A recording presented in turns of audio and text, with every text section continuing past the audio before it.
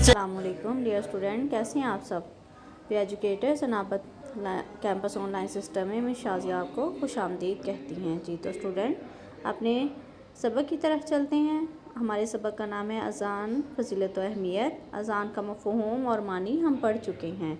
آج پڑھنے والے ہیں اذان کی ابتدا۔ جی اسٹوڈنٹ آپ کے بک پیج نمبر 11 پر آئیں۔ اذان کی ابتدا کیسے ہوئی؟ میں آپ کو بتاتی چلوں، مسلمانوں پر جب نماز فرض ہوئی ہے، واقعہ معراج کے وقت سے ہی مسلمانوں پر نماز فرض تھی۔ جی واقعہ معراج یعنی کہ رجب کے مہینے میں اللہ تعالیٰ نے آپ صلی اللہ علیہ وآلہ وسلم کو اپنے پاس آسمان پر بلایا اور آسمان کی سیر کروائی۔ اس کو کہتے ہیں معراج، ٹھیک ہے اسٹوڈنٹ؟ اور معراج پر جب آپ صلی اللہ علیہ وسلم تشریف گئے تھے تو آپ صلی اللہ علیہ وسلم کو اللہ تبارک تعالیٰ نے تحفہ دیا تھا۔ وہ کس چیز کا تھا؟ نماز کا۔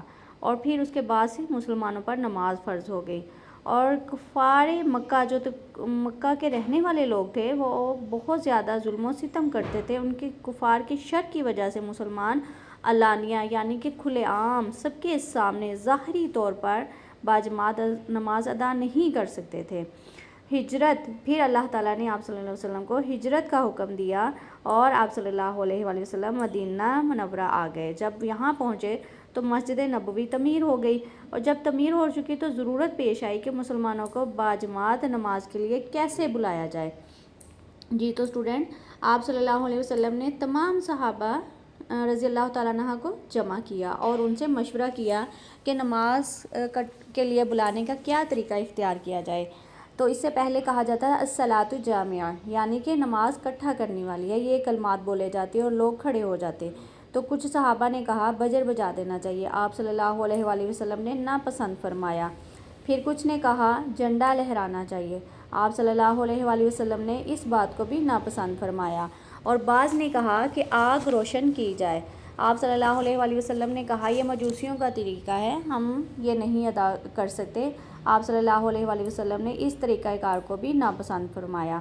انہی صحابہ میں ایک صحابی رضی اللہ تعالیٰ حضرت عبداللہ بن زید، جی تو اسٹوڈنٹ حضرت عبداللہ بن زید رضی اللہ تعالیٰ عنہ بیٹھے ہوئے تھے۔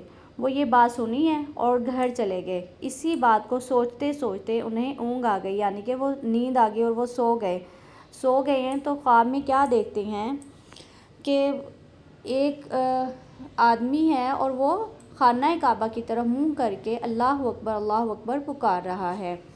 تو وہ صحابی حضرت زید بن انصاری رضی اللہ تعالیٰ عنہ اٹھے اور آپ صلی اللہ علیہ وآلہ وسلم کی خدمت اقدس میں حاضر ہوئے اور عرض کی یا رسول اللہ، میں نے خواب دیکھا ہے کہ ایک شخص کعبہ رو کھڑے ہو کر اذان، کعبہ کی طرف منہ کر کے اذان کہہ رہا ہے۔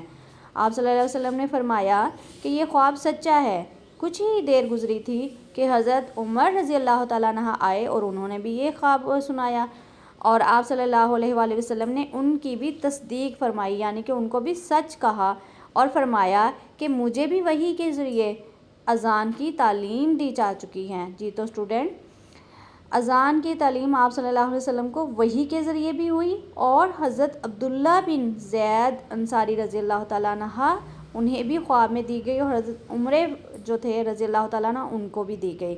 چنانچہ آپ صلی اللہ علیہ وسلم نے حضرت بلال رضی اللہ تعالیٰ عنہ کو اذان کے الفاظ تعلیم فرمائے اور ان کو اذان دینے پر مامور فرمایا، یعنی کہ یہ کام ان کے ذمے لگا دیا۔ مسلمانوں کی جو زندگی ہے اس میں اذان کو بہت زیادہ اہمیت حاصل ہے۔ دوسرے مذاہب میں نے آپ کو بتایا لوگوں کے بلانے کا طریقہ کسی کا کچھ ہوتا ہے، اور مسلمانوں کا سب سے منفرد طریقہ یعنی کہ الگ تھلگ طریقہ اور یکتا ہے، یعنی کہ ایک ہی طریقہ ہے۔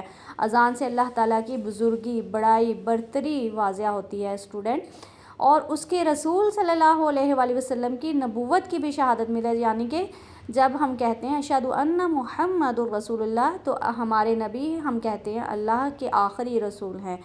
تو اس وجہ سے اذان میں فلاح و کامیابی بھی ہے۔ فلاح کیسے ہے؟ جب مؤذن کہتا ہے حی علی الصلاۃ حی علی الفلاح، جی نماز فلاح اور کامیابی کا، کامرانی کا پیغام ہے۔ ہر مسلمان کو، جی اسٹوڈنٹ ہم سب کو چاہیے کہ وہ جب بھی اذان سنیں تو ان الفاظ کو مؤذن کے ساتھ، یعنی اذان دینے والے کو مؤذن کہا جاتا ہے، اس کے ساتھ ہلکی آواز میں دہرائے، ہلکی آواز میں کہے۔ مؤذن کا جو اسلامی معاشرے میں بہت زیادہ بلند مقام ہے، اور سب جو صحابہ رضی اللہ تعالیٰ عنہ تھے وہ حضرت بلال رضی اللہ تعالیٰ عنہ کو سیدنا بلال رضی اللہ تعالیٰ عنہ کہہ کر مخاطب کرتے، یعنی کہ سردار، سب مؤذن کے سردار حضرت بلال رضی اللہ تعالیٰ عنہ۔ جی تو آج کا سوال ہے ہمارا، اذان کی ابتدا کیسے ہوئی؟ یہ جو میں نے آپ کو سب سے پہلے آپ کے ساتھ شیئر کیا ہے، یہ ہے اذان کی ابتدا کیسے ہوئی۔ یہ آپ اپنی نوٹ بک پر لکھیں گے اور اس کو اچھے طریقے سے یاد بھی کریں گے، اسی پیراگراف کو۔ جی تو اسٹوڈنٹ، آپ سے اجازت چاہوں گی، آئی ہوپ سو کہ سب کو سمجھ آ گئی ہوگی۔ اپنا خیال رکھیے گا، فی امان اللہ۔